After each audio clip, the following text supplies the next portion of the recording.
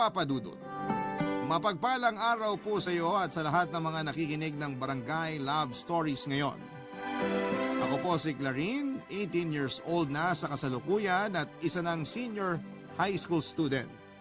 Taga Alaminos City, Pangasinan, lumaki ako sa poder ng lola ko at ng tita ko. Sanggol pa lamang ako nang iwan sa kanila ng nanay ko. Kung ano man ang dahilan niya noon ay hindi ko na inalampa dahil malinaw naman sa akin na hindi niya ako gusto na maging anak. Pero matapos kong malaman yung nangyayari sa nanay ko, nagbago ang tingin ko sa kanya. Tawagin niyo na lamang po sa pangalang Brenda. Siya po ang dahilan kung bakit sumulat ako sa inyo, Papa Dudut. Mula pagkabata, madalas akong nakakaranas ng panunukso na ampon daw ako. Tuwing may pa-meeting din sa school ay si Lola ang palaging pumupunta kaya mas lalong lumala yung panunukso sa akin ng mga kaklase ko. Nung una'y halos ayaw ko nang papuntahin sa school ang lola ko. Pero nung tumungtong na ako sa high school ay doon ko na-realize kung gaano ako kaswerte, Papa Dudut. Alam ko naman po na hindi lang ako ang anak na walang kinalakhang magulang.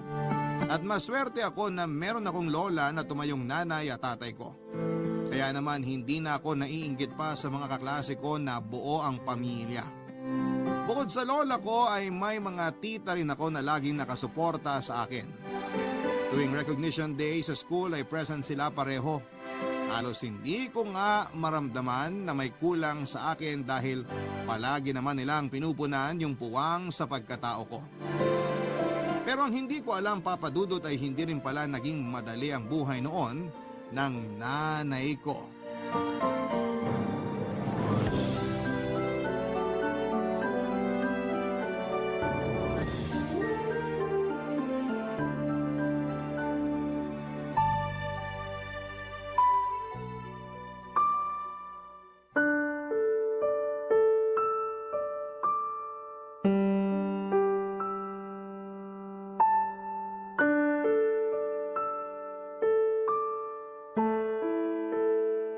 Saan ka na naman pupunta? Lalabas lang ako, ma.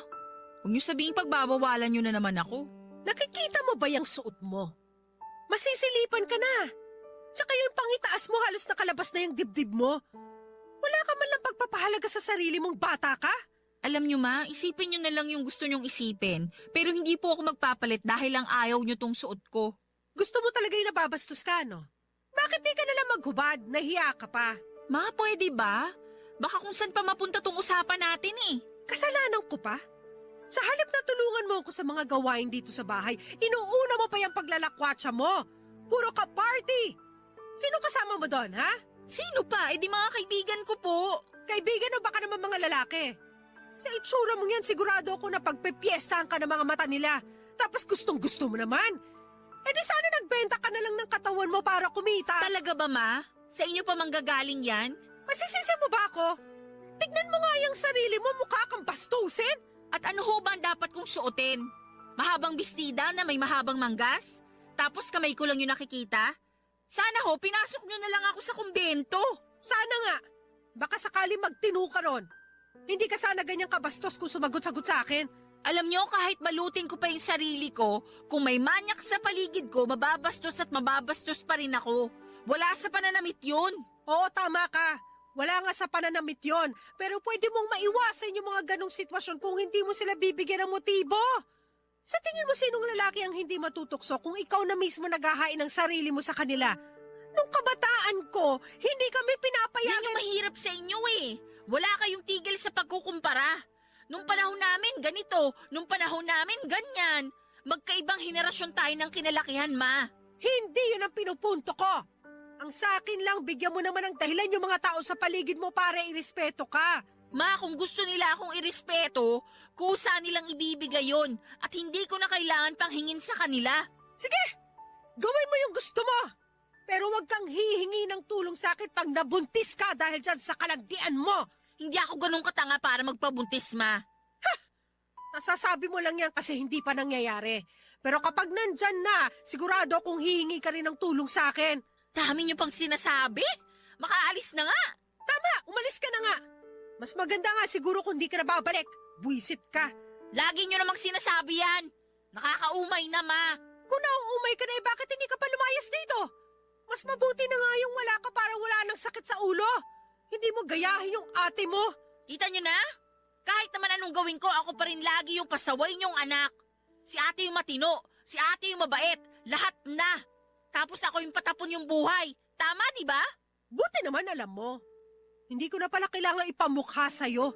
Bahala nga kayo. Isipin nyo na lang kung anong gusto yung isipin. Basta ako, hindi ko ikakahon yung sarili ko para sa mga papuri ninyo. Papa Dudut, ganon daw talaga ang nanay ko noong dalaga pa. Palibasa raw kasi ay ibinibigay ni Lolo lahat ng gusto kaya namihasa. Paboritong anak daw po kasi si Mama kaya naging matigas ang ulo at mapagmalaki. Pagka-uwi galing sa school ay tatambay na kaagad sa kung saan-saan kasama ang mga barkada niya. May pagkakataon na doon na rin siya kumakain at natutulog sa bahay ng mga barkada niya. Kaya naman lalong nagalit noon si Lola. Pero kahit anong galit daw nito ay wala rin namang magawa sa katigasan ng ulo ng nanay ko. Hindi ko po tuloy alam kung paano nakatagal ang lola ko sa ugali niyang yon habang nakatira sila sa iisang bubong. Hindi na nakagraduate na ang kolehiyo ang nanay ko at sa kagustuhang makaalis sa poder ng lola ko ay namasukan na lamang siya bilang kahera sa isang mall. Nangupahan siya sa isang maliit na boarding house na malapit lang din sa pinagtatrabahuhan niya, Papa Dudut. Sabi rin ng lola ko, hindi raw nahirapang makahanap ng trabaho si Mama dahil takaw tingin siya sa mga tao, lalo na sa mga lalaki. Nagagamit niya yung karisma niya kahit saan siya magpunta. Bukod kasi sa maganda, ang nanay ko ay maganda rin ang hubog ng katawan nito. Yung bang kagaya sa mga nagiging calendar girl sa mga sikat na brand ng alak. Matangos ang ilong at medyo bilugan din ang mga mata niya. Kung may kahawig man po siyang artista ay si Max Collins po yun. Ipinakita po kasi sa akin ni Lola mga picture ni Mama noong dalaga pa siya. Noong naglaya si Mama at nakipagtanan sa boyfriend niya ay may masama ring nangyari. Pumanaw na po noon ang lolo ko. Akala raw ni Lola ay yun na ang pinakamasaklap na mangyayari sa buhay niya pero hindi pa pala, Papa Dudut.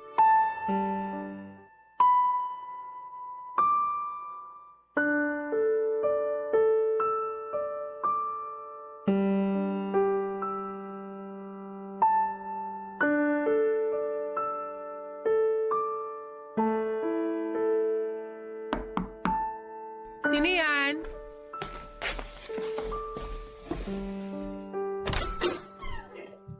Oh, anong ginagawa mo rito? Mukhang may masamang hangin na nagtaboy sa'yo para umuwi dito ah. Ma, sa loob na lang po tayo mag-usap. Sige na. Kapag piyestahan pa tayo ng mga chismosa nating kapitbahay nakakahiya. Aba, buti pa sa kanila nahihiya ka. Samantalang sa akin na nanay mo na paulit-ulit mong binabastos, hindi ka man lang nakakaramdam ni katiting na hiya. Ma, sige na naman po. Papasukin niyo muna ako. O siya, pumasok ka na. Maupo ka dun sa sofa at pag-uusapan natin yung ginawa mo. Baka makaistorbo pa tayo sa mga kapitbahay pag nagsigawan na naman tayong dalawa. Salamat, Ma. Ano ba nangyari at bigla ka na pauwi rito? May problema ka ba at kailangan mo na ngayon ng isang ina? Sa bagay, uuwi ka ba naman dito kung wala kang problema? Ma, pwede hubang alamin niyo muna ang nangyari bago kayo magalit sa akin? Bakit kasi hindi mo pa sabihin? Pinatatagal mo pa. May problema po ako, Ma. Sabi ko na eh. Ano? Wala ka na bang pera kaya nandito ka ngayon?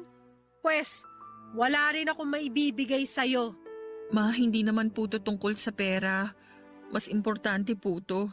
Bakit ba kasi hindi mo pa ako diretsahin? Hintayin mo pa yata magka-alta presyon ako bago mo sabihin. Buntis po ako, Ma. Ano? Pambihira ka naman, Brenda! Ang bata-bata mo pa para magkaanak! Nangyari na po Nandito na to. Ano pang magagawa ko? At talagang wala ka man lang ni katiting na pagsisisi? Kahit naman po magsisi ako, wala pa rin naman magbabago, di ba? Kaya tulungan niyo na lang ako. Kailangan ko kayo ngayon. Ang kapal din naman talaga ng mukha mo, no? Parang kailan lang ang yabang-yabang mo nung umalis ka rito at nagpa siyang bumukod na lang para makaiwas sa pagbubunga nga ako. Tapos ngayon, babalik ka para humingi ng tulong sa akin? Akala ko ba may trabaho ka? Yun na nga, Ma eh. Kaya gusto kong humingi ng tulong sa inyo. Ayoko mawalan ng trabaho. Ang kailangan ko lang naman yung mag-aalaga sa anak ko kapag nakapanganak na ako. Anong ibig mong sabihin? Ako yung mag-aalaga sa bata? Ha! Hindi ako papayag! Ayoko! Hindi ako ang bumuo sa batang niya, kaya bakit ako magdudusa sa pag-aalaga? Ikaw yung may gusto niya, kaya magdusa ka. Ma, please naman po. Susustentuhan ko naman po yung anak ko. Kailangan ko lang po talaga ng may mapag-iiwanan. Hindi na po kasi kakayanin ng budget ko kung magbabayad pa ako ng ibang tao para mag-alaga sa anak ko. Ma, sige na ho. Pumayag na kayo. Apo nyo naman yung aalagaan nyo eh. Sige, pero wag na wag kang magkukulang sa sustento sa bata. Malinaw na usapan yan. Papadudot sa kabila ng sama ng loob ni Lola, kay Mama ay hindi rin siya nakatiis. Naawa rin kasi siya sa nanay ko na hindi pinanagutan ng tatay ko. Isa pa'y nangako rin naman si tita na tutulong sa pag-aalaga pagkagaling nito sa trabaho. Nang maipanganak ako ni Mama ay iniwan na niya ako kina Lola. At tulad ng napag-usapan nila, nagpadala na lamang siya ng pera para sa panggastos. Pero habang tumatagal ay unti-unti nang nababawasan yung pinapadala ng nanay ko na ikinagalit naman ni Lola. Mukha raw kasing balak na rin akong pabayaan ng nanay ko. Ilang buwan pa noon ang lumipas at nalaman ni na Lola na may bago na naman palang karelasyon ng nanay ko. Doon isinisisi ni Lola ang pagkukulang ni Mama sa mga pinapadala niya para sa mga panggastos sa akin. Paulit-ulit siya nitong sinusumbatan sa mga pagkukulang niya sa akin bilang anak niya at sa hirap ng pag-aalaga sa isang sanggol na bunga ng kalandian niya. Masakit man pong isipin na gano'n ang tingin sa akin ni Lola noon, pero naiintindihan ko rin naman po yun. Sa kabila kasi ng mga nangyari, hindi nila nakita ang pagbabago kay Mama para magpakatino. Hanggang sa lumaki na nga po ako, Papa Dudut. Barangay Love Stories. Barangay Love Stories. Papa Dudut, binibisita rin naman daw ako ni Mama noong baby pa ako, pero sa bawat pagpunta niya sa bahay, wala ring pagkakataon na hindi sila nag-aaway ni Lola. May katigasan din talaga ang ulo niya at madalas pang sinasagot-sagot ng pabalang si Lola, kaya hindi sila nagkakasundo noon. Sa paglaki ko ay mas naramdaman ko ang pagmamahal ni na Lola at Tita Papa Dudut.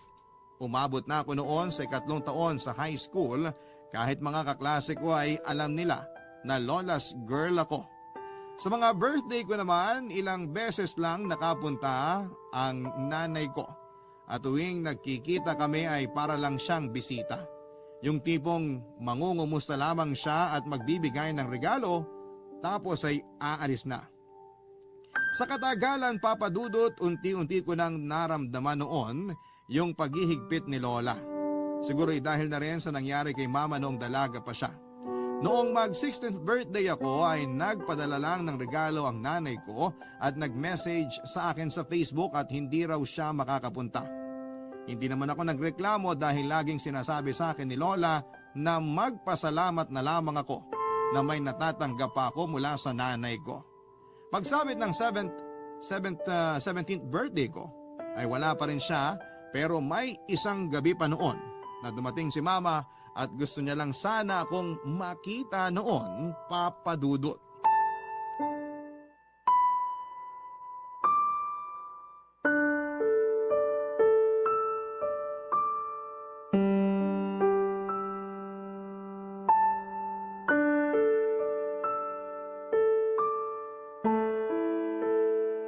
Anong ginagawa mo rito?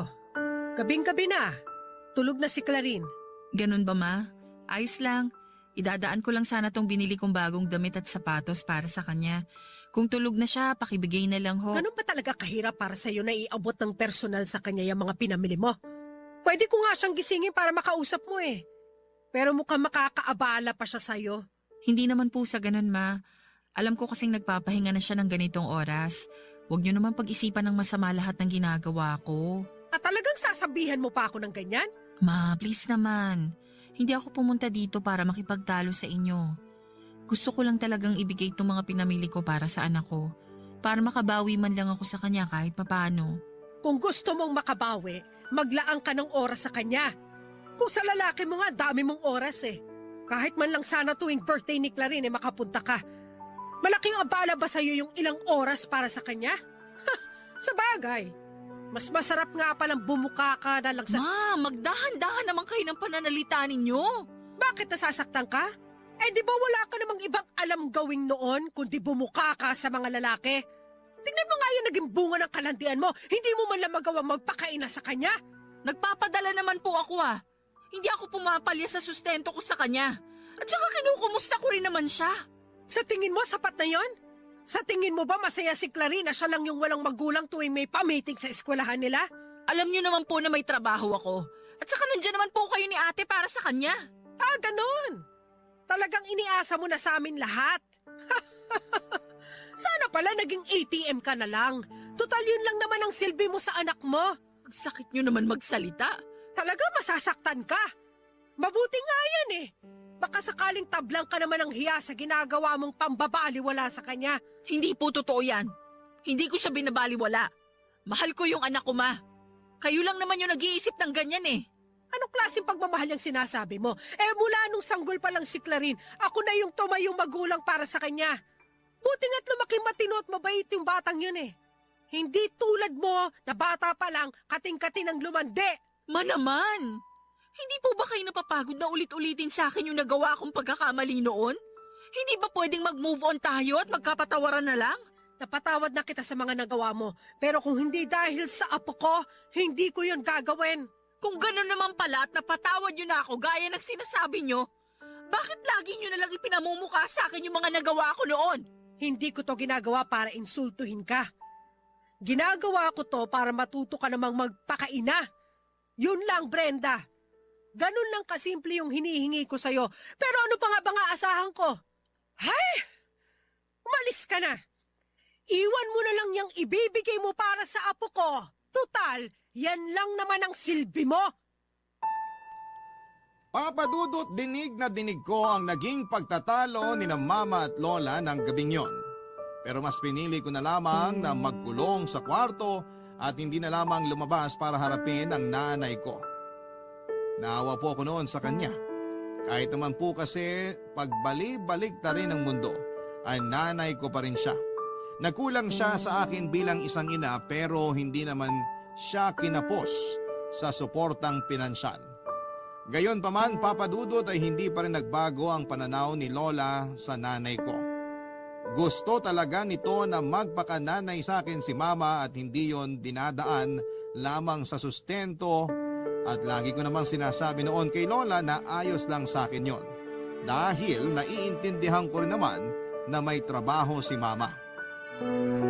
Pagsapit ng 18th birthday ko, kahit naiintindihan ko naman ang sitwasyon ng nanay ko ay hindi ko pa rin napigilang malungkot nang hindi na naman siya nakarating. Akala ko kasi noon ay medyo magiging extra special yung araw na yon dahil dibo ko na. Pero kahit natapos na yung handaan ay wala pa rin kahit na anino niya ng mga panahong yon, papadudot.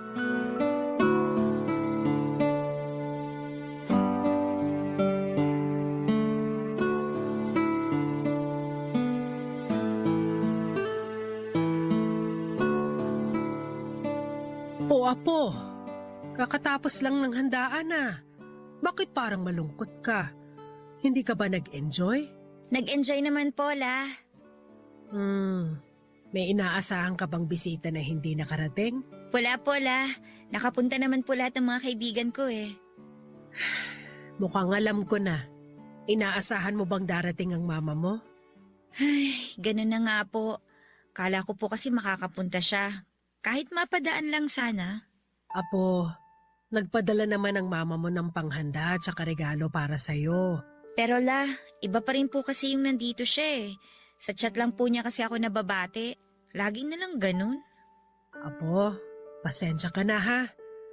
Ginawa ko naman lahat para mapapunta siya pero wala talaga eh. Pero di ba sabi ko sa'yo, lagi ka pa rin magpasalamat kasi hindi ka pa rin niya nakakalimutan. Nagpapasalamat naman po ako na hindi niya nakakalimutan yung birthday ko. Pero nakalimutan po yata niya na kailangan ko rin yung presensya niya. Alam ko naman po na wala akong karapatan magreklamo. Kasi kumpara sa ibang kaedad ko, mas maswerte pa rin ako. Wala man akong nanay na kasama, nandito naman kayo palagi. Kayo po ni tita. Pero may oras din po kasi na hindi ko maiwasang mainggit sa mga kaibigan ko. Bakit ka naman naiinggit sa kanila? Kasi mahal na mahal sila ng mga nanay nila eh. Si mama po ba? Nasabi po ba niya na mahal niya ako? Parang hindi ko po kasi maramdaman yun. Parang ginagawa lang niya yung responsibilidad niya pagdating sa pagsusustento. Tapos wala naman siyang pakialam pagkatapos nun. Apo, wag mong isipin yan. Mahal ka ng mama mo. Gusto ko rin po kasing maranasan yung ipagluto niya ako. Yung samahan niya ako sa school kapag may mga meeting. Tapos magsasabit ng medal sa akin tuwing recognition day. Hindi ka ba masaya na ako yung sumasama sa'yo? Tsaka ipinagluluto rin naman kita. Kung may ibang putahe kang gusto, sabihan mo lang ang lola. Salamat po, Lola. Huwag niyo po sanang isipin na hindi ako masaya na kayo yung nakakasama ko palagi. Gusto ko lang po talaga makasama si Mama. Tahan na, Apo. Nandito lang kami. Hindi ka namin pababayaan. Kahit anong gusto mong ipagawa sa akin, gagawin ko para sa'yo. Kahit nga oras-oras pa ako magluto, gagawin ko yun. Seryoso po ba yan, La? Sabi pa naman ng kaibigan ko, sa inyo na rin siya magpapaluto sa birthday niya. Siyempre, wag lang yung ganon. Ikaw lang, Apo, ang ipagluluto ko. Mahal na mahal kita, Apo ko. Mahal na mahal ko rin po kayo, La. Huwag ka nang umiyak. Mas maiiyak ka sa dami ng hugasin natin mamaya. Lola naman eh. Di po ba pwedeng abswelto muna ako dyan? Debo ko po kaya. Siyempre, biro lang yon. Kami na ng tita mo ang bahala ron. Basta ikaw, maging masaya ka lang, ha? O siya, sige na. Pahinga ka na muna sa kwarto mo. Hayaan mo na yung mga kalat. Kami na bahala sa mga yon. Salamat po talaga, La. Shhh! Tama na't baka maiyak pa ako. Papadudot pagkatapos ng dibo ko ay nagulat na lamang ako noon nang makatanggap ako ng message mula kay mama at sinasabing gusto niyang makipagkita sa akin. Sa mall yung napag-usapan naming meeting place at hindi ko alam kung anong dapat kong maramdaman ng mga sandaling yon. Ipinaalam ko naman kay Lola na magkikita kami ni mama pero hindi ko alam kung ano ang magiging reaksyon niya pagkatapos noon. Pero alam din naman ng lola ko na gustong gusto kong makasama si mama kaya hindi na siya tumutol pa nang magpaalam ako. Natuloy po ang pagkikita namin sa mall at doon ako pinapunta ni mama sa sikat na coffee shop. Medyo kinakabahan pa ako noon dahil yon ang unang beses na inaya ako ni mama sa labas. Ibig sabihin, matagal-tagal kaming makakapag-usap. Nang makita ko si mama ay magkahalong saya at pag-aalinlangan yung naramdaman ko. Napatitig na lamang ako sa kanya dahil ang ganda-ganda pa rin niya kahit na medyo nagkakaedad na. Hindi pa naman siya ganoon katanda pero kapag pinaglapit kami ay mapagkakamalang kami na magkapatid. Sa tagal kong hiniling na magkasama kami, Papa Dudut, ay saka naman ako noon halos walang masabi sa kanya. Barangay Love Stories. Barangay Love Stories. Papa Dudut, pakiramdam ko po noon na isang estranghera si mama. Hindi ko alam kung paano ko sisimulan ang pakikipag-usap sa kanya. Hindi ko nga po siya noon niyakap dahil sa pinaghalong kaba at hiyang nararamdaman ko. Tinanong ako ni mama kung anong gusto ko pero dahil nahihiya talaga ako sa kanya, ay sinabi ko na lang na siya na ang bahala. Pinagmasdan ko si mama, Papa Dudut. Kung tititigan siya ay may pagka-artistahin talaga siya. Halata sa itsura niya na maalaga siya sa sarili, pero habang pinagmamasdan ko siya ng mga sandaling yon ay hindi ko rin maiwasang mapaisip kung bakit nagawa niyang iwan na lamang ako kina Lola. Naisip ko rin noon kung may alam ba sa kinakaroonan ng tatay ko kasi hindi man lang niya ako kinilala bilang anak. Pero parang wala akong lakas ng loob na itanong ang lahat ng yon kay mama. Sa dami ng tanong sa isipan ko, ni isa sa mga yon ay ayokong pakawalan dahil ayaw ko rin na masira ang sandaling yon na magkasama kami. Nang muling magsalita si mama ay doon lang po tuluyang nawala yung pagkailang ko sa kanya, Papa Dudut.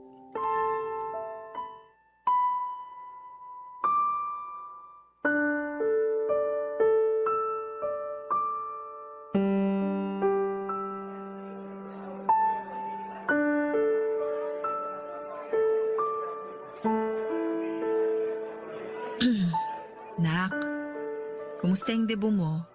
Grabe, parang kailan lang baby ka pa, tapos ngayon ang laki-laki mo na. Magaling po kasi mag-alaga si Lola. Pasensya ka na anak ha. Hindi na naman ako nakapunta sa birthday mo. Ang dami ko lang talagang inaasikaso sa trabaho. Ayos lang po yun. Sanay na rin naman po ako sa ganun eh. Ilang taon na rin naman po. Natanggap mo ba yung regalo ko? Opo, natanggap ko po. Salamat nga po pala. Hindi mo naman kailangan magpasalamat anak. Ano, nagustuhan mo ba yung regalo ko? Naisukat mo ba yung mga damit? Hindi pa po pero kasya naman po siguro yun sa akin. Tsaka ako na lang po isusukat kapag nalabahan na. Tsaka nagustuhan ko rin naman po. Salamat naman kung ganon. Ay, nga pala, may surprise ako sa'yo. Ano po yun? Eto anak ko, buksan mo. Ano pong laman nitong envelope? Tignan mo na lang anak. Parang x-ray po to ah. Sa inyo po ba to? Ultrasound yan anak. Alam mo ba kung anong ibig sabihin yan? Pasensya na po ah. Wala pa po kasi akong alam sa mga ganito. Ganun ba? Ayos lang. Yung ultrasound kasi na yan, ibig sabihin yan, magkakaroon ka na ng kapatid. 7 weeks na akong buntis. Ganun po ba? Good for you po. Bakit sa akin lang? Good for us, anak. Ano po bang ibig niyong sabihin? Magkakaroon ka na ng kapatid. Doon na tayo titira sa kondo para magkasama na tayo. Po? Anak, matagal ko nang pinag-isipan to. Ito na rin yung paraan para makabawi ako sa mga naging pagkukulang ko sa'yo. Hindi pa naman siguro huli ang lahat, di ba? Pero magagalit po si Lola kapag nalaman niya. Hindi po papayag yun. Hindi ko kailangan ng permiso niya. Anak kita. Ako ang nanay mo. Kaya wala siyang karapatan sa'yo. Ma, si Lola po yung nagpalaki sa akin. Huwag naman po kayong ganyan sa kanya. Naging mahigpit siya sa akin pero alam ko naman po na para sa kapakanan ko lang din yun. Hindi po siya naging masamang lola, kaya wag niyo naman po akong ilayo sa kanya. Hindi naman kita ilalayo, anak. Alam ko naman na mabait sa'yo ang lola mo. Pero gusto ko lang makabawi sa'yo. At magagawa ko lang yun kapag kasama na kita. Yung pangmatagalan na sana. Kapag nakita mo yung kondo na tutuluyan natin, magagandahan ka rin doon. Mas magiging komportable ka. Naiintindihan ko naman po kayo. Pero gusto ko rin po makasama si Lola eh. Pwede naman po kayo bumawi kahit nandun ako sa kanya. Ayaw mo ba sa akin? Gusto kitang makasama, anak. Mahal mo naman si mama, diba? Kailangan po muna itong malaman ni Lola. Hindi naman po pwede na basta nyo na lang po ako isasama. O sige, kakausapin ko siya. Magpaalam ka na sa kanya. Susubukan ko po. Pero hindi ko po maipapangako na papayag siya ha. Mapadudot, hindi agad ako nakasagot sa tanong ni mama kung mahal ko rin ba siya. Sinadya ko na iwasan ang tanong niyang yon. Ang totoo po kasi noon ay gustong gusto ko naman siyang makasama pero mas matimbang po sa akin si Lola. Ayaw ko po na magalit sa akin ang lola ko dahil siya ang nagpalaki sa akin mula nung iniwan ako ng nanay ko. Hindi ko naman gustong mamili dahil pareho ko silang mahal. Pero naging mahirap ang sitwasyon ko dahil sa pamimilit ni mama. Hindi ko rin po nagustuhan yung sinabi ni mama na walang karapatan sa akin si Lola. Kahit bali-balik ta rin pa po kasi ang mundo. Mas nagpakaina pa si Lola kesa sa nanay ko. Kaya medyo nainis din po ako noong time na yon. Pag-uwi ko sa bahay, kinukumusta ni Lola yung pagkikita namin ni Mama. Dahil ayaw kong maglihim sa kanya ay sinabi ko yung tungkol sa pagbubuntis ni Mama at yung kagustuhan nito. Naisama na ako kahit na hindi ko nakita ang galit sa mukha ng lola ko. Alam ko na nasaktan siya sa mga nalaman niya. Kaya naman napaisip din ako noong gabing yon. Okay naman ako na siya yung kasama ko at sinusuportahan lang ako ni Mama. Kung ako lang naman, yung tatanungin ay kontento na ako sa kung anong meron ako, Papa Dudut, pero iba po yung gusto ng nanay ko. Kinabukasan lang po pag-uwi ko sa bahay ay hindi pa man ako nakakapasok ay narinig ko na ang boses ng lola at ng nanay ko. At kahit na hindi ako magtanong ay alam ko kung bakit naroon si Mama, Papa Dudut.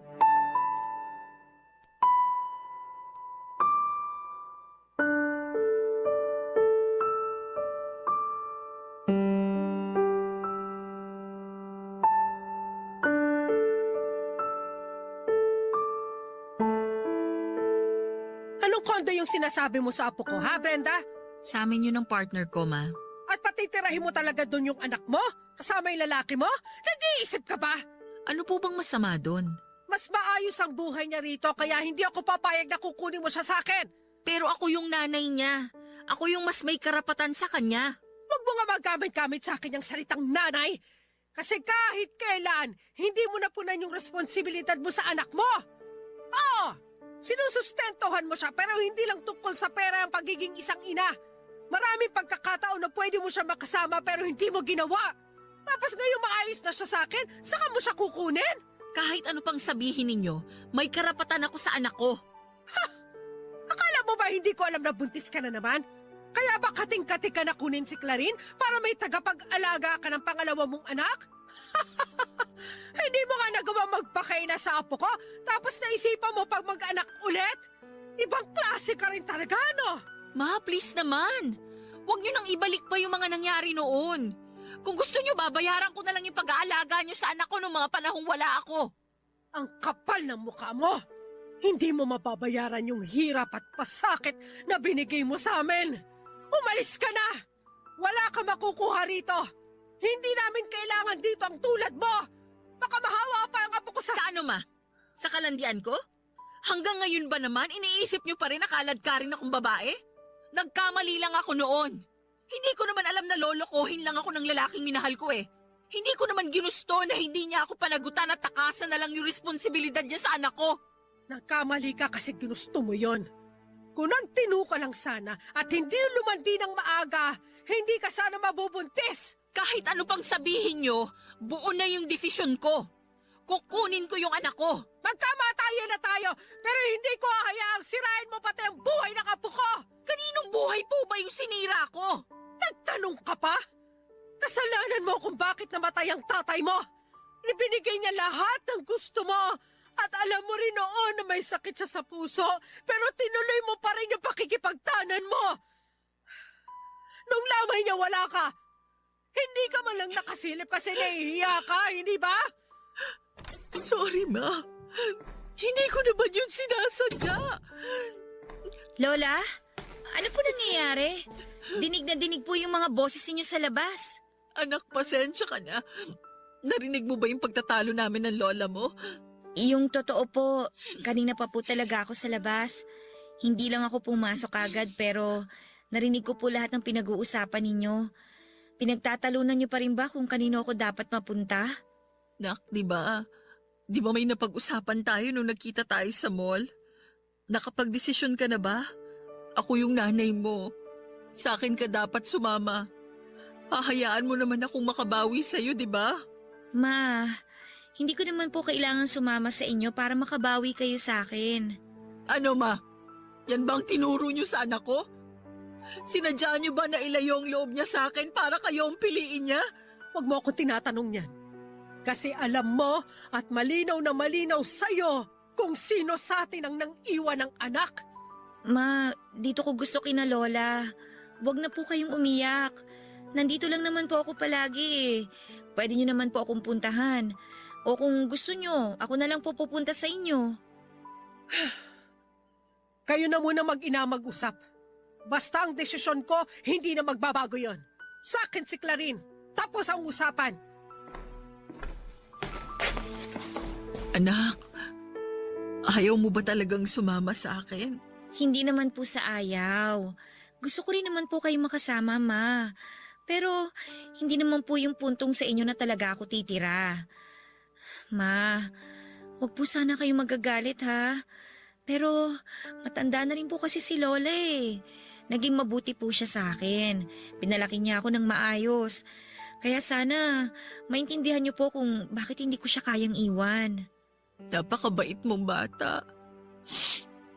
Anak, kung yan talaga yung desisyon mo, sige, hindi na kita pipilitin na sumama sa akin.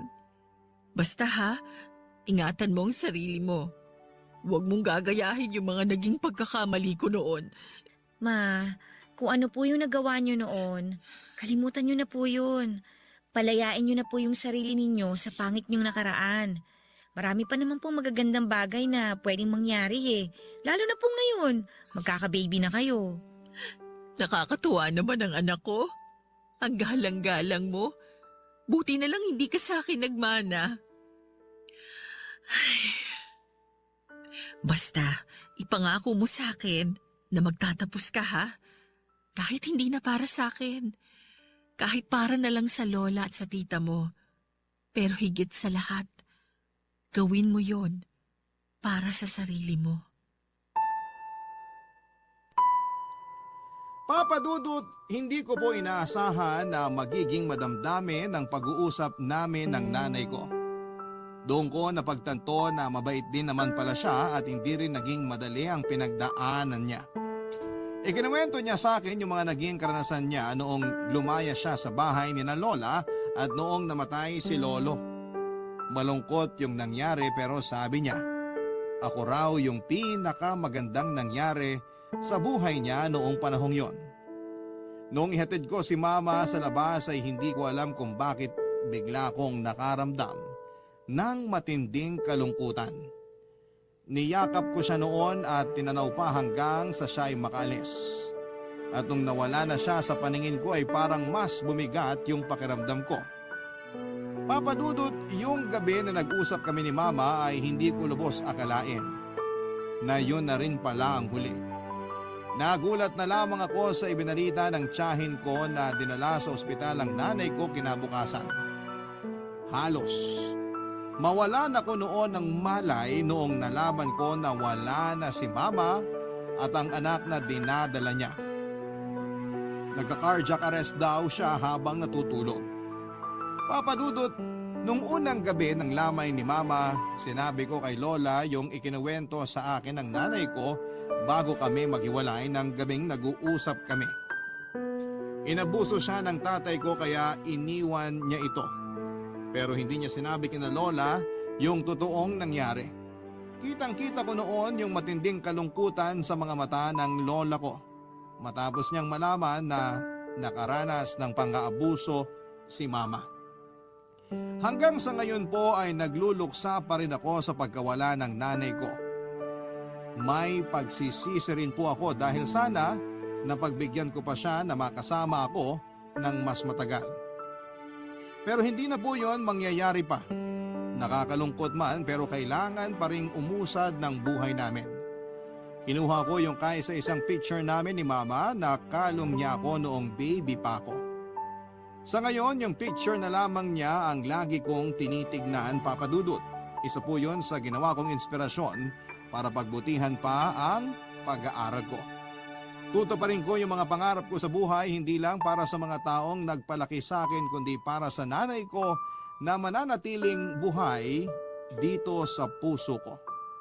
Hanggang dito na lamang po, Papa Dudut, ang kwentong ibabahagi ko sa inyo. Taos-pusong pasasalamat naman po sa lahat ng bumubuo ng Barangay LS para sa pagkakataong mapakinggan sa programa ninyo ang kwento ng buhay ko. More power sa inyo and God bless sa Barangay Love Stories. Ang inyong forever kapuso at kabarangay, Clarin. Dear Papa Dudut, mapagpalang araw sa iyo, Papa Dudut, at sa lahat ng mga nakatutok sa iyong programa. Ako po si Karim. Ipinangalan ako ng tatay ko sa paborito niyang professional at legendary basketball player. Pangarap kasi ng tatay ko na maging professional basketball player din ako, pero hindi ko naman kinahiligan ng sport noong bata pa ako. Papa Dudut, hindi ko na lamang po babanggitin kung taga saan ako para na rin sa privacy ng pamilya ko. 54 years old na po ako ngayon, pero yung ikakwento ko sa inyo ay nagsimula noong 30 years old pa lamang ako. Papa Dudut, may asawa na po ako at tawagin na lang natin siya sa pangalang Dalia. 1 taon ang agwat ng edad namin. Nagpakasal kami pagka-graduate ng college at nagkaroon din naman kaagad ng magandang trabaho. Entry-level na geodetic engineer ako noon. Malaki rin naman ang sinasahod ko at sumasapat naman yon para sa pamilya ko. Noong nabuntis si Dalia ay saka naman may nangyari sa pamilya namin. Umalis ang tatay ko at basta na lamang iniwan si nanay. Hindi ko alam kung anong dahilan ni tatay sa pag-alis niya. Kaya naman noong magbuntis na si Dalia ay hindi ko maiwasang kabahan, Papa Dudut. Natatakot kasi ako noon na baka matulad din ako sa tatay ko. Naging isang malaking tanong sa isipan ko kung kakayanin ko bang panindigan ang pagiging isang mabuting ama o baka sukuan ko na lang din ang pagiging haligi ng tahanan tulad ng ginawa ng aking ama. Bukod kasi sa pag-aalaga sa asawa kong nagdadalang tao na, ako rin ang nag-alaga sa nanay ko na sobrang naapektuhan sa paghihiwalay nila ng tatay ko. Napilitan na rin kaming lumipat sa bahay ng mga magulang ko para masamahan siya, Papa Dudut. Naging isang anak lang kasi ako kaya walang ibang dadamay kay nanay kundi ako lamang. Madali pa lang naman para sa amin ang lumipat dahil hindi pa nakakapanganak si Dalia. Yung sariling bahay naman namin ng misis ko ay binibisita ko na lamang 2 beses sa isang buwan para hindi tuluyang mapabayaan. Maayos naman ang sitwasyon namin nung una, Papa Dudut. Pero sa katagalan ay unti-unti na rin akong nabigatan sa responsibilidad ko sa nanay ko at sa asawa kong malapit ng manganak ng panahong yon. Nang ikwento ko yon sa kaibigan ko na si Von, ay doon na nagsimula ang mas malaki pang problema, Papa Dudut.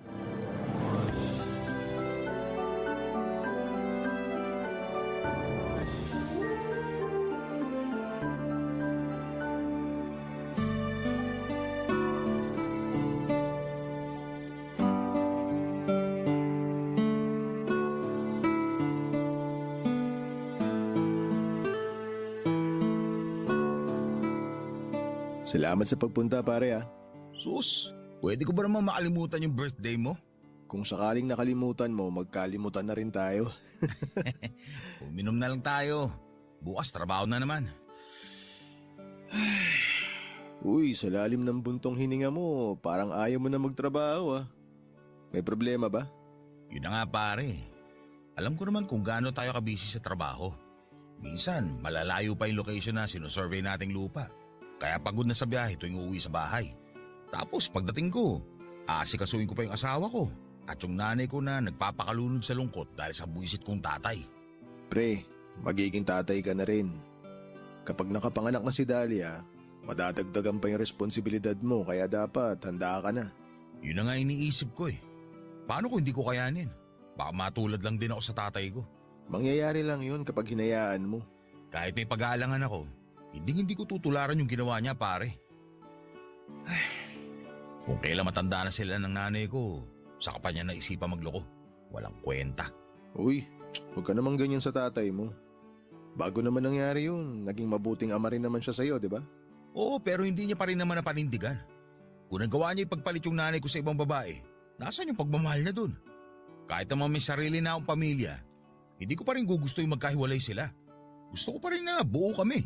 Naiintindihan naman kita pero hindi kasi natin kontrolado yung mga desisyon ng mga magulang natin eh. Ay, pero alam mo pare, ang magagawa mo na lang talaga ngayon iparamdam sa nanay mo na hindi siya nag-iisa. Iparamdam mo na nandiyan ka palagi para sa kanya. Mas kailangan kanya ngayon. Yun naman talaga ang ginagawa ko eh. Pero hindi rin pala ganun kadali. Lalo na ngayon. Kailangan ko rin paghandaan yung pagiging tatay ko.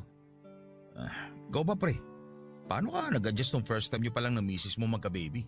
Naku pare, ganyan-ganyan din ako sa'yo nung una. Nakakatakot naman kasi talaga yung responsibilidad, di ba? Pero nung tumagal-tagal na, narealize ko na masaya rin naman pala. Lagi akong puyat kasi tinutulungan ko rin si misis na mag-alaga. Pero nung tumagal-tagal, hindi ko na namamalayan na nakakasanayan ko na pala. Pero paano mo nagagawa magpuyat? Hindi ka man lang ba nakakaramdam ng antok? Huwag mo na itanong pare, baka di mo magustuhan pag nalaman mo. Bakit naman? De pre, kape o energy drink lang talaga iniinom ko para di ako agad antukin. Hoy, hindi mo ako maloloko. Umiinom din naman ako ng mga yan pero inaantok pa rin ako. Baka kasi husga mo ako pag sinabi ko sa'yo yung totoo eh. Bakit? Sabihin mo na lang kasi. Para namang hindi tayo tropa eh. Yung totoo pre, hindi lang talaga energy drink o kape yung tumutulong sa akin. Huwag mo sabihin nagdadrugs ka. Oo, pero kontrolado naman. Kailangan ko lang talaga yun pero hindi ko naman inaabuso yung paggamit. Ikaw, gusto mo ba subukan? Pare naman, alam mo pag-aawain lang namin yan ni misis pag nalaman niya. Nakita mo ba kami nag-away ng misis ko? Hindi naman, di ba? Alam niya yung ginagawa mo? Siyempre hindi niya alam pare. At hindi niya malalaman kung mag-iingat ako. Kung di ko nga sinabi sa'yo, di mo naman malalaman na gumagamit ako eh. Di ba? O ano pre? Kung interesado ka, sabihin mo lang sa akin. Natatakot ako pare. Baka mayari tayo dyan, mahirap na. Sabi ko nga sa'yo, hindi naman natin naaabusuhin eh. Wala namang makakaalam nito. Nakakahiyaman pero gusto ko sanang subukan. Basta, di tayo sasabit ha. Nakadepende yun sa'yo pare. Kasi ako, matagal ko na itong ginagawa pero naging maingat naman ako. Kaya sana, ganun din yung gawin mo. Papadudot aaminin ko nakabado ako nung sinabi ko kay Von na gusto ko ring subukan yung ginagawa niya. Binalaan naman niya ako at hindi siya nagkulang sa pagpapaalala na huwag kong abusuhin ang paggamit ng ipinagbabawal na gamot. Kapag hindi ko raw kasi nakontrol ang sarili ko ay hindi lang buhay ko ang masisira, kundi pati na rin ang pamilya ko bago pa lamang nabubuo. Pero nang tumagal-tagal na ang lahat ng paalala ni Von ay nawala ng silbi nang unti-unti na akong malulong. Ang tanging mahalaga na lamang sa akin noon ay kung paano ko matatakasan yung pagod at hirap na nararanasan ko sa pang-araw-araw. Ayoko nang mag-isip ng problema pero sa kabilang banda ay hindi pa rin naman ako nagkulang sa responsibilidad ko sa pamilya ko. Muli akong binalaan ni Von at sinabi niya na kung makakasama lang yon sa akin ay itigil ko na ang paggamit. Pero parang naging bingi na ako sa mga sinasabi niya ng panahong yon. Yung isang beses ay nasundan pa ng nasundan hanggang sa tumanggi na si Von na pagbigyan ako. Hindi raw kasi kakayanin ng konsensya niya kung mapapahamak ako ng dahil sa impluwensya ng ipinagbabawal na gamot. Sa kabila ng pagtanggi ng kaibigan ko ay hindi pa rin ako sumuko noon na pagbigyan niya ulit ako. Araw-araw akong pumupunta sa bahay niya kahit na naroon ang misis niya. Nagalit sa akin si Von dahil sa pagiging agresibo ko. Hindi niya nagustuhan na ako pa mismo ang nagpupunta sa bahay niya para makakuha ng supply na kailangan ko. Hindi naman sumusobra ang ibinibigay niya. Hindi rin ako nagtitira at nagtatabi noon sa bahay namin sa takot ko na makita yon ng asawa ko. Hanggang sa dumating muli yung pagkakataon na tumanggi na si Von Papadudot.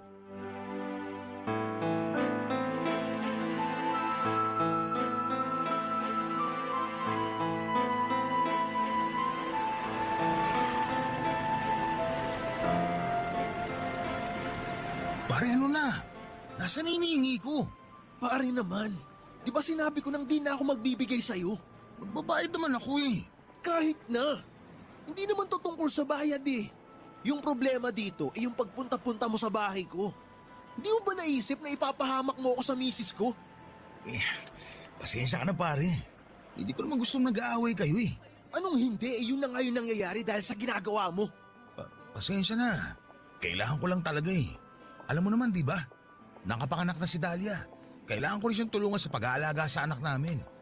Pero hindi ko magagawa yun kung wala yung hinihingi ko sa'yo. At sa tingin mo hindi makakahalata ang misis ko sa pagpunta-punta mo sa bahay? Pare, mag-isip-isip ka naman. Bigyan mo na kasi ako ng marami para hindi na ako pabalik-balik sa bahay mo pag nauubos na yung sa akin. Wala na ako may bibigay sa'yo. Huwag ka namang magbiro ng ganyan pare. Sige na oh. Kailangan ko yun. Sinabihan na kita nung una pa lang na huwag kang dedepende doon. Di ba?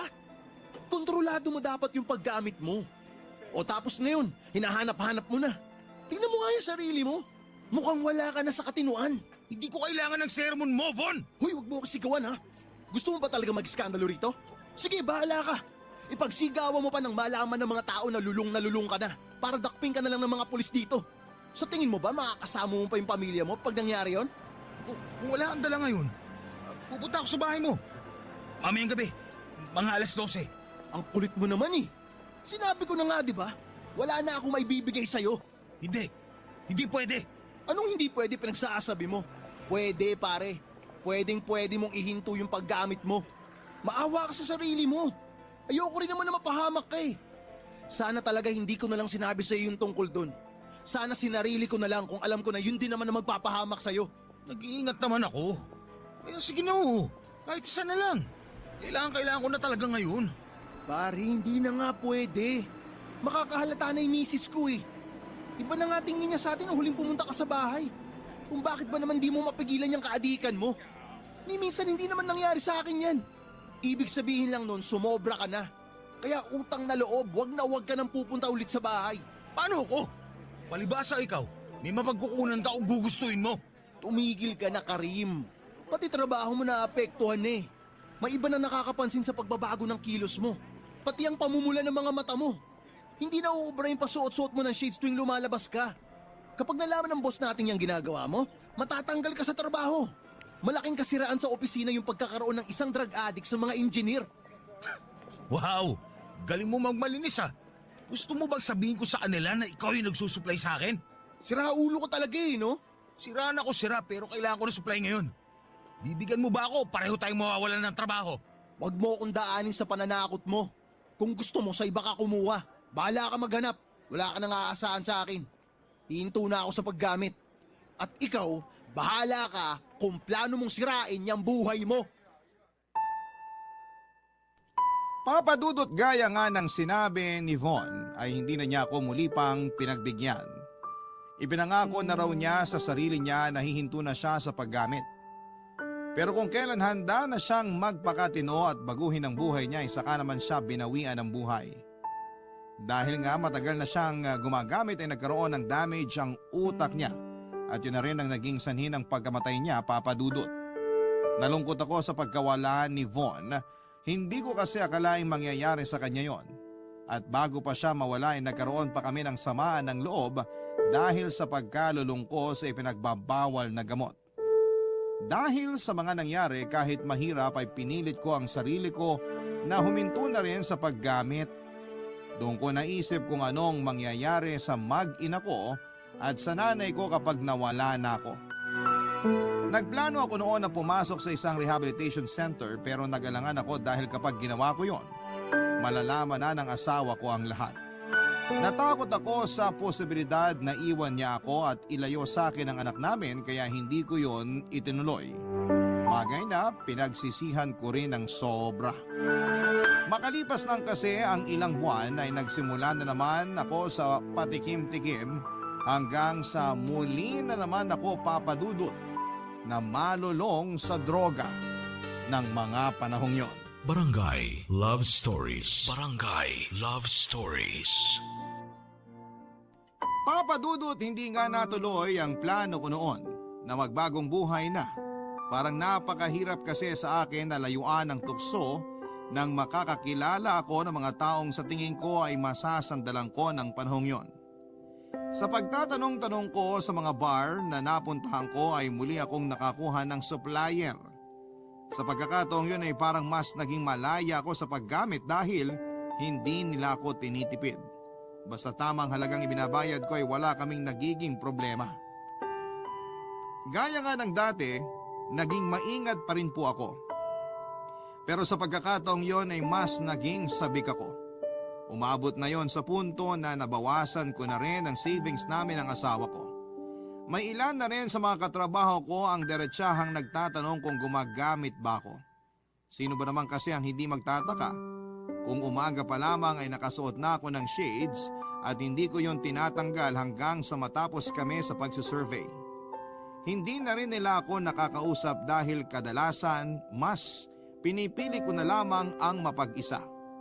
Para bang wala akong kagana-ganang magtrabaho noon at makipag-usap sa iba. Hindi ko naman akalain na hindi lang pala yung mga katrabaho ko ang nakapansin ng pagbabago sa akin. Napapadalas na rin kasi ang pangungumusta sa akin ng misis ko na hindi naman niya laging ginagawa mula noong ikasal na kaming dalawa. Hanggang sa dumating na nga yung araw na kinakatakutan ko, Papa Dudut.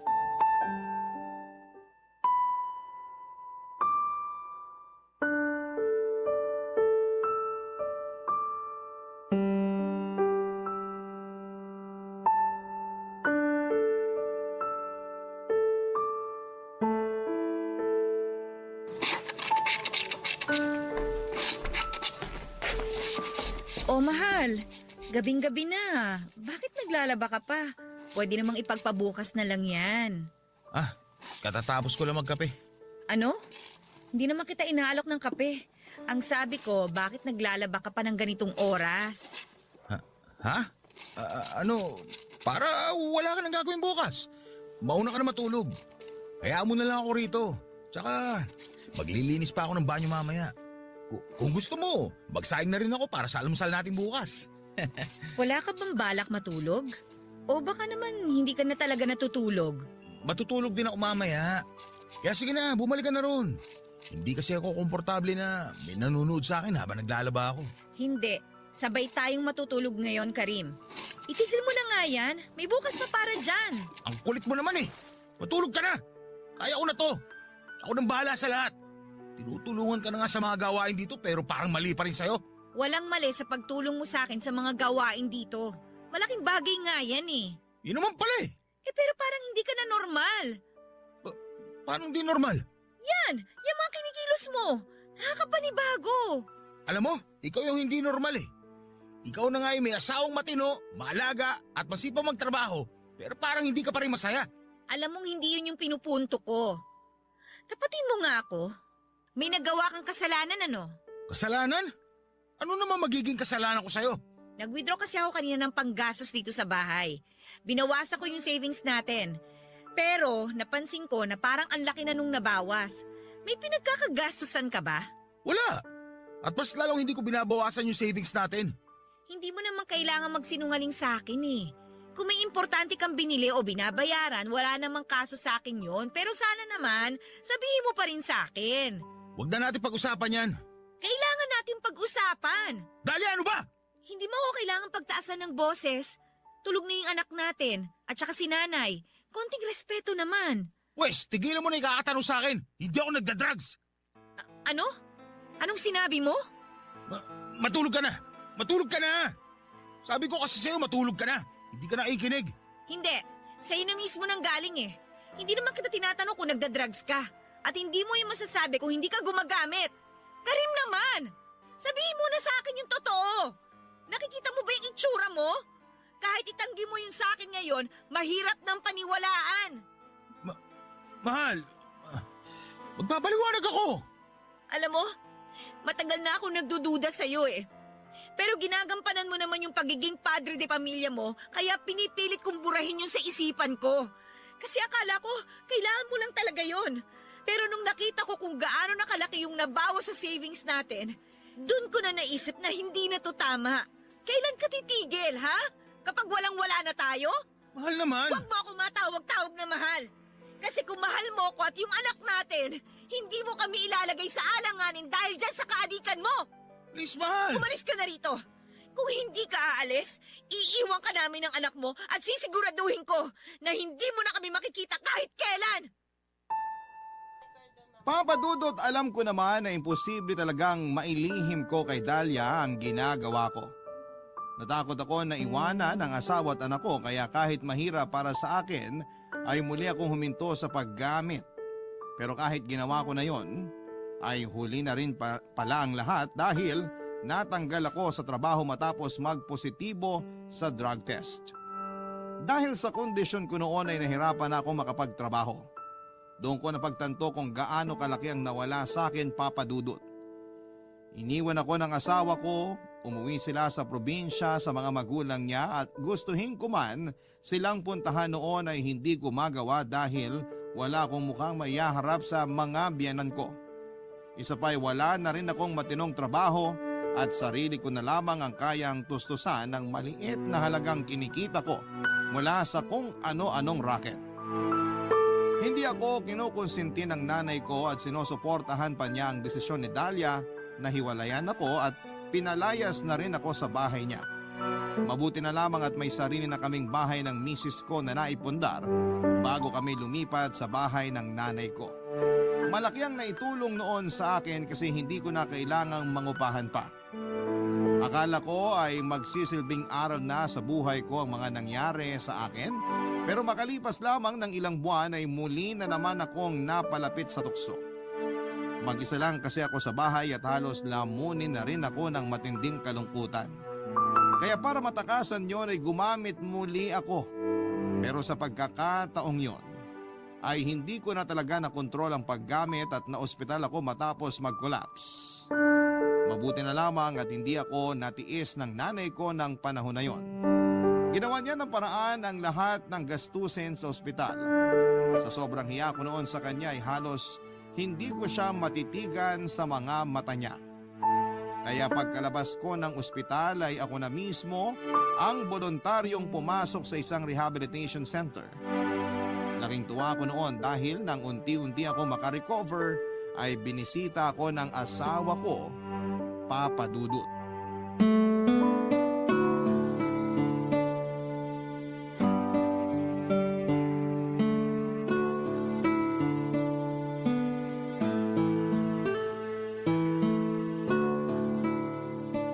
Mahal, kumusta ka? Yung anak natin, nasan siya? Iniwan ko muna sa nanay mo. Tsaka ayos lang naman ako. Ikaw ba, kumusta ka dito? Eto, nakakapag-adjust na. Sana nga tuloy-tuloy na to para makalabas na ako rito. Miss na miss ko na kayo ni Carl. Excited na nga siya sa pag-uwi mo eh. Nag-aabang pa ng pasalubong. Huwag ka mag-alala. Darating ka rin doon. Basta ituloy mo lang yung magagandang ginagawa mo dito. Sabi nga nung counselor ninyo, bumubuti ka na raw eh. Baka nga hindi ka na raw abutin dito ng isa pang buwan. Ako pa ba? Saka pinagbubutihan ko talaga dito. Para magkaroon na ulit ng pogi sa bahay. Ikaw talaga, nagawa mo pang magbiro. Mas okay nga yun eh. Kesa naman magpakalunod ulit ako sa matinding lungkot. Hindi naman kailangan mangyari yun eh. Basta magpagaling ka lang at paglabas mo, naghihintay lang kami ni Carl. Si nanay nga pala, kumusta siya? May nakukwento ba siya tungkol sa akin? Yung totoo, nung nasa ospital ka, nagkakausap na talaga kami ni nanay. Tinatawagan niya ako, tapos nasabi niya lahat sa akin. Ginawa niya yon? Oo, humingi rin siya ng tulong para sa mga gastusin sa ospital. Huwag ka sana magagalit ha, pero binigay ko na sa kanya yung natitira sa savings natin. Bakit naman ako magagalit? Mas dapat ako mahiya. Kasi para sa inyo na dapat ni Carl yun pero ginamit niyo pa para sa akin.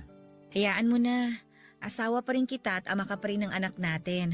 Kaya hindi ako nagsisisi na sa'yo ginamit yung pera. Pero sana, hindi na maulit yun sa paglabas mo ha. Sana lumayo ka na talaga sa masamang bisyo mo. Sa susunod kasi na may mangyari ulit, baka hindi ko na kayanin. Kaya nga ako nandito ngayon. Gusto ko na magbagong buhay. Kung kinakailangan na lumipat tayo sa probinsya paglabas ko, gagawin ko yun para makalayo na ako sa tukso. Hindi ka naman talaga matutukso kung nag-focus ka lang sa amin. Hindi naman kasi porke nasa probinsya ka, mapapalayo ka na sa mga tuksong sinasabi mo eh. Kahit saan, meron yun. Ayoko na sanang sabihin to pero nangyari yan sa'yo kasi ginusto mo rin. Pasensya ka na talaga, mahal. Nahirapan lang talaga ako. Nagsabay-sabay kasi yung mga problema natin nun. Alam mo naman, di ba? Naghiwalay na yung mga magulang ko. Kinakailangan ko rin alagaan si nanay. Alam ko lahat yun. Kasama mo ko, di ba? Pero yun na nga yung masakit eh. Kasama mo ko pero hindi ka nagsasabi sa akin. Sana sa akin ka nalang humugot ng lakas na kailangan mo para natulungan kita. Hindi yun naging dependent ka pa sa masamang bisyo na yun. Sinira lang nun yung buhay mo eh. Tsaka kami, muntik pa kaming mawala sa'yo. Kaya nga gusto ko nang makauwi. Gusto ko nang makabawi sa inyo. Sa lahat ng nagawa ko. Nanggaling ako sa bahay natin bago ako dumiretso dito. Naubos na pala lahat ng mga gamit na pinundar natin. At yung bahay, ang gulo-gulo, ang baho. Hindi magiging komportable doon yung anak natin kaya kay nanay na muna kami nakituloy. Pasensya ka na talaga. Ayos na yon. Pinaalam ko lang din naman sa'yo yung nangyari. Alam mo, wala na sana akong balak na puntahan ka eh. Pero naisip ko si Carl. Ayokong lumaki siya ng walang ama kaya yung panibagong chance na ibibigay ko sa'yo, sana hindi mauwi sa wala ah. Pangako yan. Paglabas ko, magpapakatino na ako. Oo nga pala, habang nandito ka pa, maghahanap muna ako ng trabaho. Nakausap ko na si nanay at pumayag naman siya na siya muna magbabantay kay Carl. Naiintindihan ko naman. Pasensya ka na. Wala pa akong magawa sa ngayon. Yang-hiya na ako sa'yo. Ano ka ba? Kaya ko to. Kaya natin to. Magiging maayos din ang lahat. Papadudot na buhayan ako sa sinabing yon ng asawa ko. Sa pagbalik nila ng anak ko ay parang mas lumakas ang loob ko at mas nagpursige na makarecover kaagad. Pero sa kabilang banda ay nakaramdam pa rin ako ng matinding kahihiyan. Totoo po yung sinabi ni Dahlia. Lahat ng gamit na naipundar namin sa sarili naming bahay ay nagawa kong ibenta para tustusan yung matindi kong pangangailangan noon para sa bisyo ko. Dala na rin yon ng pagkahumaling ko sa ipinagbabawal na gamot. Kaya naman nung pumasok na ako sa rehab ay pinangako ko sa sarili ko na hindi na ako babalik sa ganong klase ng buhay. Sumailalim ako sa isang therapeutic treatment para tuluyan na akong gumaling sa sakit na unti-unting sumira sa buhay ko noon. Ang retreat dorm ang nagsilbing tahanan ko ng panahong yon. Habang nasa loob ako ay nagpapagaling ako ng sobra. Ang saya ko nang makaranas ako ng affirmation. Doon kasi kinikilala yung mga disiplinadong mga pasyente. At proud akong sabihin na naging isa ko sa mga yon, Papa Dudut. Natutunan ko ang pagiging responsable sa loob dahil na rin sa iba't ibang task na meron kami doon. Nagkaroon ako ng sense at responsibility. Unti-unti ko na rin pong naibalik ang respeto ko sa sarili ko na minsang nawala dahil sa masamang bisyo. Pero pagkatapos ng ilang taon, hindi ko akalain, Papa Dudut, na darating na naman ang malaking pagsubok sa amin, Papa Dudut. Barangay Love Stories. Barangay Love Stories. Papa Dudut, halos 1 taon din ang itinagal ko sa rehab. Paglabas ko ay para ako nakalaya sa mabigat na pasanin na matagal ko ring dinala. Napakasaya ko. Noong ma-declare na ako na drug-free, laking pasasalamat ko rin noon na bukod sa pagbebenta ng mga gamit namin, ay wala naman akong malalang nagawa sa mga tao sa paligid ko. Hindi ako nasangkot sa anumang gulo at hindi rin ako nanakit ng kahit na sino. Ang tanging naging problema lang noon ay yung addiction ko na hindi ko na nakontrol.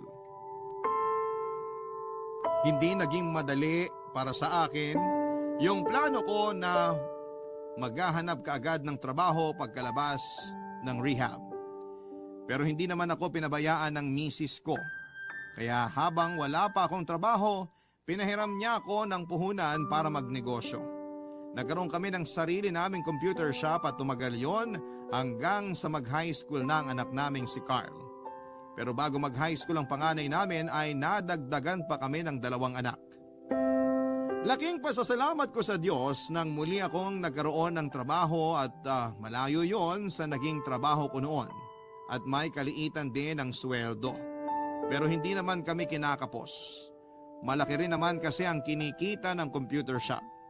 Dahil doon ay pinahinto ko na sa pagtatrabaho si Dahlia para matutukan ang mga anak namin. Mas naging masipag ako sa trabaho. Naghanap na rin ako ng mga side hustle para sa dagdag na kita. Naging inspirasyon ko ang lumalaki ko ng pamilya. Pati na rin yung nanay ko na naka-move on na rin sa pangiiwan sa kanya ng tatay ko. Ibinuhos na lamang niya yung oras niya sa mga anak namin ni Dahlia. Pero sa kabila ng mga magagandang nangyayari sa amin ay dumating pa rin ang isang problema. Hindi ko kasi akalain na mauulit pa yung pinagdaanan ko noon. Pero sa pagkakataong yon ay hindi na ako ang biktima, Papa Dudut.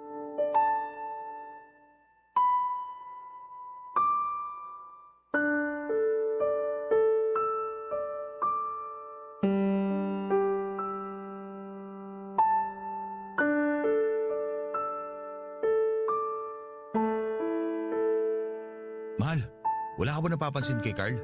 Napapansin na ano? Sa mga ikinikilos siya nito mga nakarang araw. Tapos lagi pa siyang late umuwi. Kamusta ba grades niya? Puwapasa ba? Ano ba namang klaseng tanong yan, mahal? Pinagdududahan mo ba yung kakayahan ng anak natin sa school? Masipag mag-aral si Carl. Kaya wala tayong dapat na ipag-alala. May tiwala ako sa kanya. Nakita mo ba yung grades niya? Pumapasok pa ba siya o baka naman hindi na? Sandali nga. Bakit ganyan ka kung magsalita? Sa tono mo parang sinasabi mo nang nagpapabaya ako sa mga anak natin Ikaw yung madalas nilang nakakasama. Buong araw na sa trabaho ko. Alam mo naman yun, hindi ba? Oo, alam ko yun. Pero hindi naman ako nagpapabaya sa mga bata gaya ng iniisip mo. Talaga? Alam mo ba kung bakit ganito na lang yung reaksyon ko? Hindi. Ay kung hindi mo sasabihin sa akin, hindi talaga kita maiintindihan. Yung nangyari sa akin noon. Nakikita ko kay Carl ngayon. Ano? Totoo yung sinasabi ko. Yung madalas sa pag-uwi ni Carl ang 10 oras ng gabi, yung pagkabalisa niya, lahat yun. Naranasan ko rin nung gumagamit pa ako, Dahlia. Sigurado ka ba? Anong gagawin natin? Kakausapin ko siya. Ako nang bahala kay Carl. Kasalanan ko naman yun eh. Kung hindi ko yung ginawa noon, hindi niya maiisipang gumamit ngayon. Hindi mo naman kailangang isisi sa sarili mo yung nangyari sa kanya. Kundi sa akin, kanino? Sa akin, may pagkukulang din ako dito. Aminin ko, nakakainis isipin na sa lahat ng ginagawa ko, nagkulang pa rin ako sa pagiging ina sa mga anak natin. Pero hindi naman yung mangyayari kung mas natutukan ko lang si Carl eh. Sorry ha, hindi ko alam eh. Mas mabuti pa, wag na lang tayo magsisihan. Alam naman natin kung ano kailangan natin gawin. Hindi masusolusyonan yung problema natin kung magtatalo lang tayo. Anong plano mo? Ipapasok ko siya sa rehab pagkatapos namin mag-usap. May tutulong ba ako? Mahal, nagawa mo na yung parte mo. Ako na to. Ako nang bahala kay Carl. Pinagdaanan ko na yung pinagdaraanan niya ngayon. Kaya alam ko kung paano siya pipigilan. Kung kinakailangan ko siya patigilin sa pag-aaral, gagawin ko. Pero sayang naman kung... Mahal, please. Ipagkatiwala mo na to sa akin. ano pa nga bang magagawa ko? Sa tingin mo ba hindi ko kaya? Hindi naman sa ganun. Baka lang kasi matenga ng matagal sa pag-aaral si Carl. Konting panahon na lang sana gagraduate na siya. Sa tingin mo ba makakapasa siya? Hindi siya pumapasok sa eskwela, mahal. Bago ko pa to sabihin sa'yo, nakausap ko na yung advisor niya. Kaya nga kinumusta ko sa yung grades niya kasi akala ko may alam ka na. Hinalungkat ko rin yung mga gamit niya kagabi at pinakita ko walang laman na sachet sa bulsa ng pantalon niya. Kaya sana, hayaan mo naman ako na makabawi sa lahat ng nagawa ko. Kahit dito man lang. Ano ka ba? Matagal ka nang nakabawi, di ba? Pero gusto ko itama yung pagkakamali ng anak natin. Kapag nagawa ko yun, doon ko palang masasabi na nakabawi na nga talaga ako. Papa Dudut, kahit nagalit ako sa ginawa ng anak ko, ay naiintindihan ko rin siya kahit papaano. Hindi ko naman kasi noon inilihim na naging drug addict ako at nagpa-rehab bago ako nagkaroon ng bagong buhay. Nung kinausap ko ang advisor ni Carl ay nalaman ko na nabubuli na pala ang anak ko nang hindi namin nalalaman. Tahimik lang kasi lagi ang anak kong yon at hindi talaga ugali na magsabi ng mga problema sa amin. Imbis na magalit at parusahan ang anak ko ay kinausap ko siya ng maayos. Alam ko na hindi niya kailangan ng masasakit na salita. Hindi niya kailangan ng sermon para ipamukha sa kanya ang mga maling nagawa niya noon. Alam na niya yon sa sarili niya. Karamay ang kailangan niya. Kailangan niya ng taong makakaunawa sa mga pinagdaraanan niya. Kaya naman ang panahong yon ay hindi lang ako nagpakaama kay Carl. Kinausap ko rin siya bilang isang kaibigan. Halos mapaluha ako nang malaman ko kung gaano kalaki ang sama ng loob sa akin ng panganay ko. Parang dinurog ang puso ko nang malaman na pilit niya akong ipinagtatanggol sa mga kaklase niya pero hindi naman daw siya nilulubayan ng mga ito. At una nga niya naisipang gumamit ng pinagbabawal na gamot para makalimutan ang mga iniisip niya. Gusto raw niyang matakasan ang realidad. Kaya naman hindi na ako nagdalawang isip pa na ipasok siya sa parehong rehabilitation center kung saan ako tuluyang gumaling, Papa Dudut.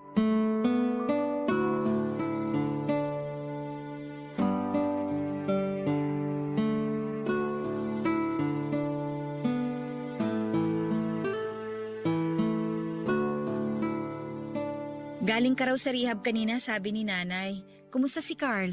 Ayos naman siya. Namimiss na raw kayo. Nag-request na sana daw. Pagbalik ko dun kasama ka na. Ikaw naman kasi, hindi ka nagsabi na pupunta ka pala doon. Eh di sana nakita ko rin siya. Hayaan mo. Sa susunod, isasama na kita. Gusto nga rin sana makita ni Carl yung mga kapatid niya pero sabi niya, saka na lang daw pag matino na talaga siya. Kawawa naman yung anak natin. Sana ayos lang talaga siya dun sa loob. Mahal, dun din ako galing noon. Kaya alam ko na nasa maayos na kalagayan na siya. Alam mo, pagbalik niya rito, marunong na siya maglaba at maghugas ng plato. Talaga? Ibig sabihin ginawa mo rin yun noon? Aba, syempre. Kung alam mo lang kung gaano kami kadisiplinado ron, magiging proud ka talaga sa anak natin. Proud naman ako sa kanya tsaka sa'yo rin. Salamat, mahal. Kahit hindi naging madali yung laban ko noon sa rehab, iniisip ko lang na makakasama ko na kayo pag naging drug-free na ako. Nakakainip sa loob. Ilang beses ko rin inisip na lumabas na lang at hindi na ituloy yung pagpapagamot ko. Pero baka wala nang pagkakataong naghihintay sa akin kapag nagkamali ako ulit. Nung dumalaw ka, doon talaga ako nabuhayan. Nakita ko naman sa'yo yung kagustuhan mong ayusin yung buhay mo. Kaya sino ba naman ako para ipagkait yung isa pang pagkakataon sa'yo? Binago ako ng karanasan kong yun. At kapag nakarecover na si Carl, gagawin ko lahat para talikuran niya na yung pagdodroga. Ang sakit lang isipin na hindi lang yung anak natin yung biktima ng masamang bisyo.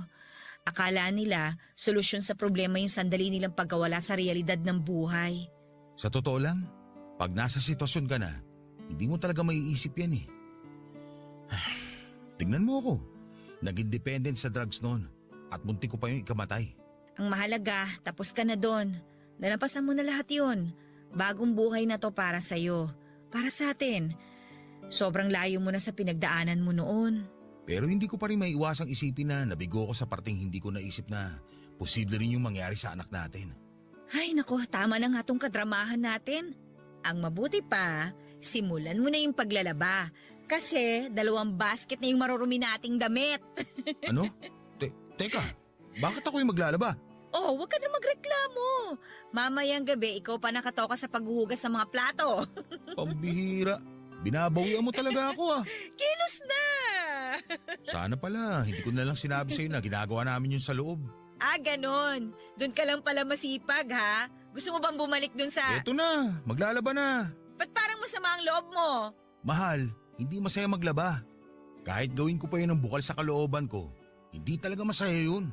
Ipagluluto naman kita kaya sige na. Ay, mas madali pa magluto kaysa maglaba ng... Nagreklamo ka? Hindi Tatanong ko pa nga sana kung may iba ka pa papagawa . Gusto mo pa? Actually, marami pa naman. Mahal naman, di ka na mabiro. Papa Dudut, sa tulong ng asawa ko ay mas naging magaan na ang sitwasyon namin. Natuto kami magtiwala sa isa't isa. Tungkol naman sa anak naming si Carl, kumpara sa akin ay mas mabilis ang naging recovery niya. Hindi nga nagtagal ay na-declare na rin siya na drug-free. Isa yon sa mga pinakamasayang araw sa buhay ko. Ako ang sumundo sa kanya at nang makabalik siya sa amin ay hindi na namin muli pang pinag-usapan ang tungkol sa pagkalulong niya. Sa ngayon, Papa Dudut ay nakapagtapos na ng pag-aaral ang anak ko at isa ng ganap na geodetic engineer. Nabiguman ako sa propesyong nasimulan ko, siya naman ang nagpatuloy noon, Papa Dudut. Nagpaplano na rin siya na magkaroon ng sariling pamilya. Tungkol naman sa tatay ko ay hindi na ito muli pang nagparamdam sa amin, tuluyan na talaga kaming kinalimutan. Pero kahit na ganoon yung nangyari, nakikita ko naman na masaya na ang nanay ko at tanggap na rin niya ang mga nangyari. Papa Dudut, kung nawalan man ng pag-asa na magkasama ulit kami ng tatay ko ay masasabi ko naman na hindi ko binugo ang panganay ko. At kahit madilim yung pinagdaanan naming magama nang minsan kaming maligaw ng landas. Marami pa ring magagandang pangyayari na pinili namin na magbagong buhay. Yung pagmamahal ng isang pamilya ang nagsilbi naming lunas. Doon ko nga napagtanto na kaya naman palang solusyonan ang problema na hindi tinatakasan. Kailangan lang pala ng sapat na tapang para harapin ang mga problema na may katatagan. Hanggang dito na lamang po ang kwento ko. Sakaling mapili po ninyo ay sobra ko po itong ipagpapasalamat. Maraming salamat po, Papa Dudut, at sa lahat ng bumubuo ng Barangay Love Stories. Mabuhay po kayo and God bless sa inyong programa. Ang inyong forever kapuso at ka-barangay, Karim.